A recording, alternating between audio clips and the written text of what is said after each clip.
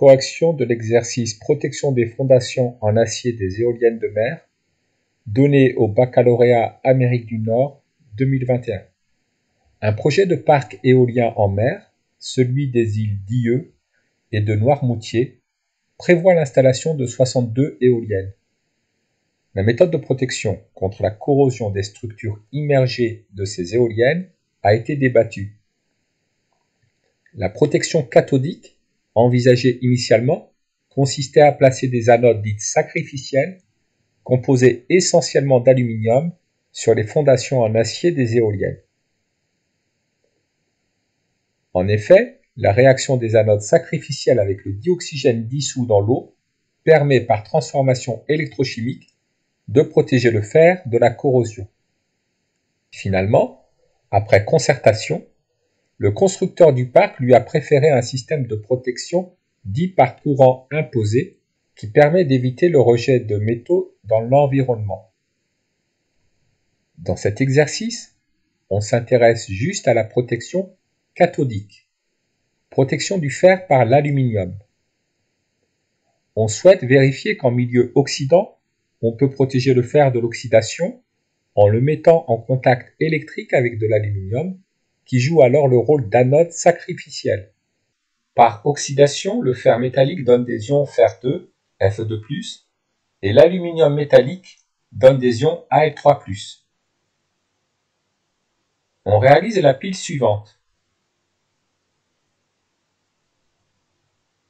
Dans un bécher, on verse un volume V1 égal à 50 ml de solution aqueuse de chlorure de fer2, Fe2+, plus 2Cl-, de concentration apportée en quantité de matière, C1 est égal à 1 fois 10 puissance moins 1 mol par litre.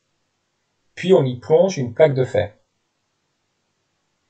Dans un second bécher, on verse un volume V2 égal à 50 ml d'une solution de sulfate d'aluminium, 2Al3+, plus 3SO4 de concentration apportée en quantité de matière, C2, égale à 5 fois 10 puissance moins 2 mol par litre.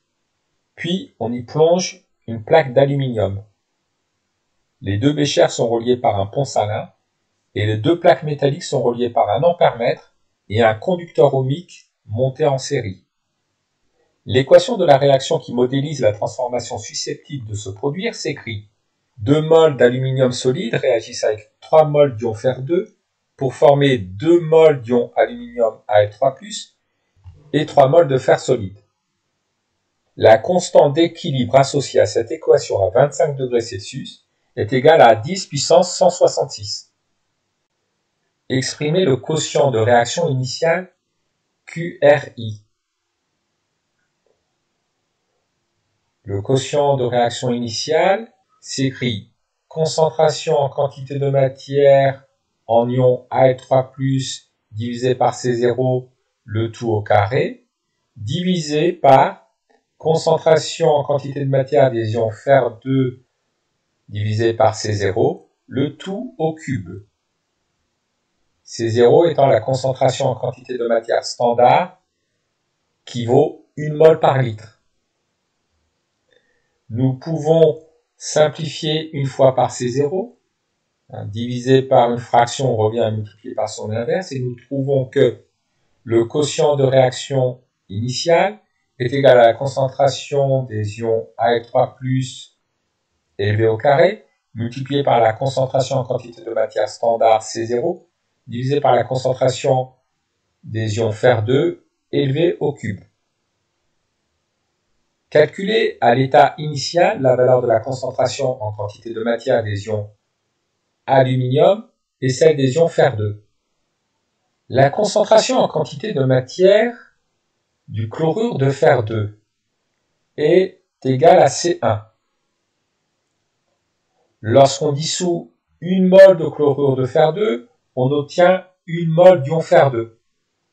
Donc la concentration des ions Fer2 en solution à l'état initial est égale à la concentration apportée en quantité de matière, C1.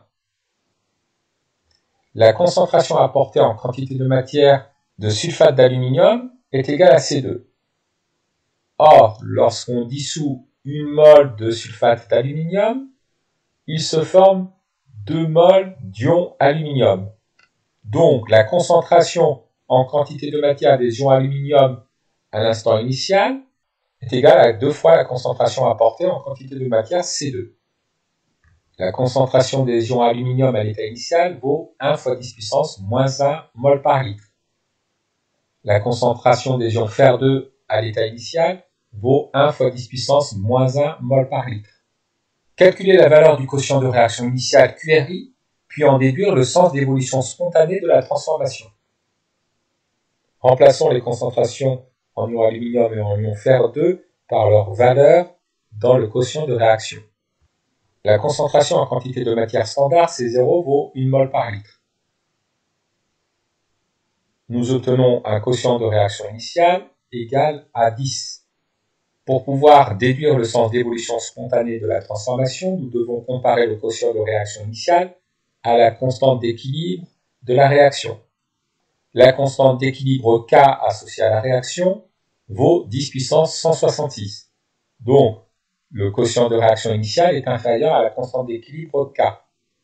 Ainsi, le sens d'évolution de la transformation est dans le sens direct, c'est-à-dire dans le sens de formation d'ion aluminium.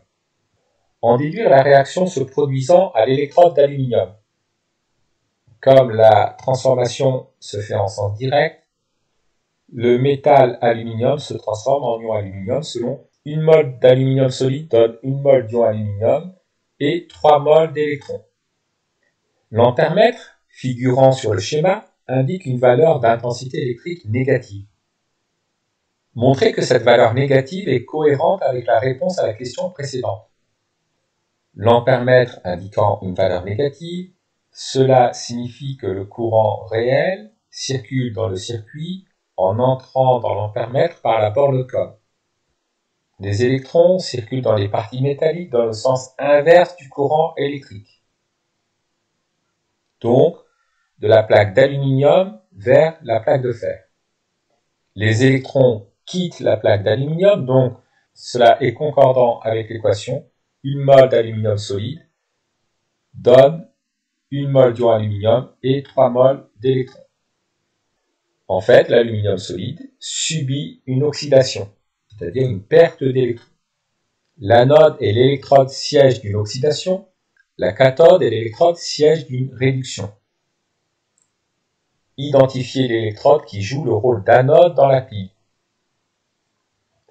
Comme nous l'avons vu dans la question précédente, l'aluminium solide perd des électrons, donc l'aluminium solide subit une oxydation.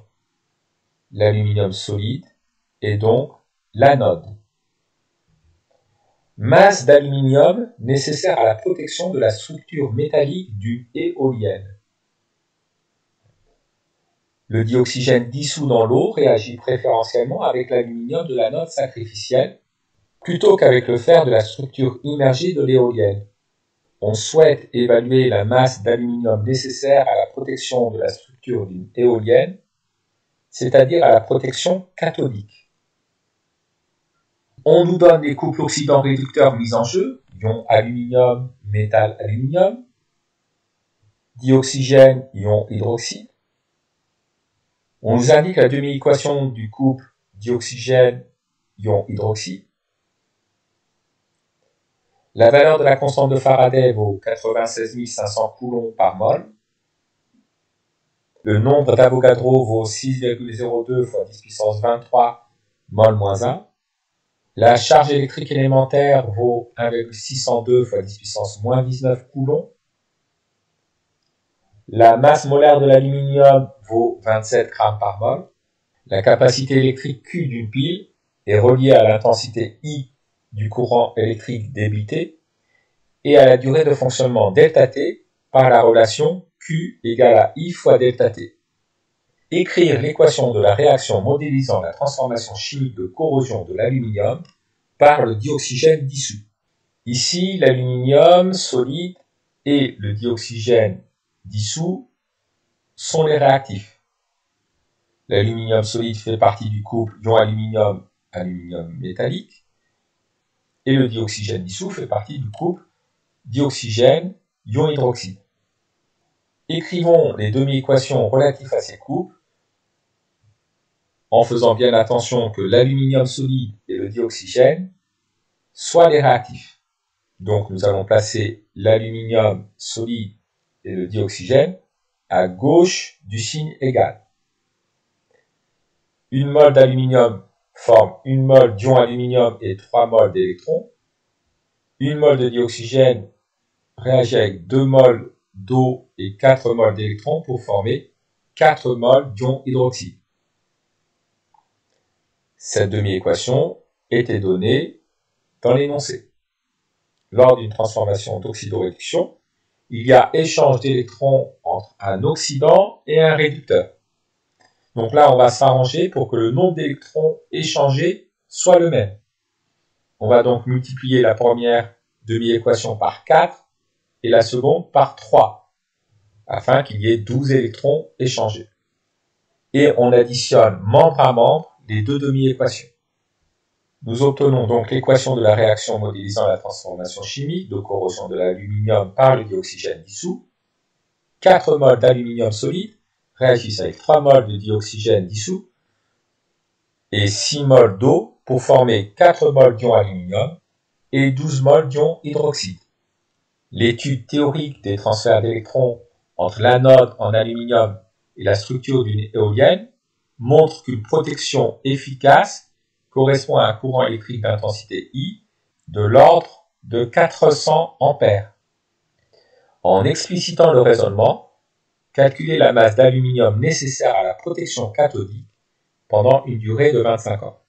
Nous allons tout d'abord calculer la capacité électrique de la pile, c'est-à-dire la quantité totale d'électricité échangée pendant 25 ans.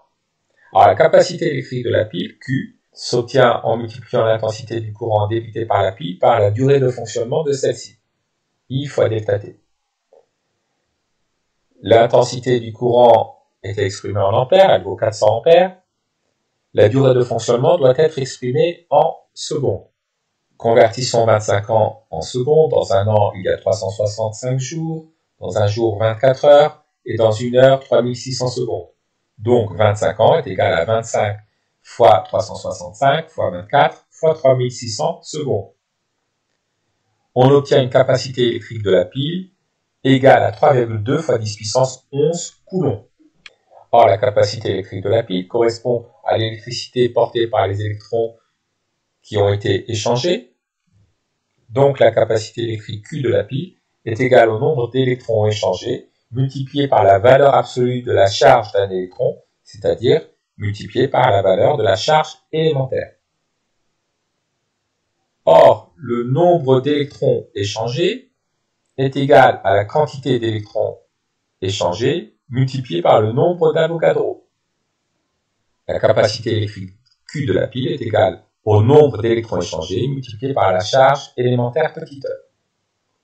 Or, le nombre d'électrons échangés est égal à la quantité de matière d'électrons échangés multiplié par le nombre d'Avogadro, puisque dans une mole d'électrons, il y a grand NA électrons.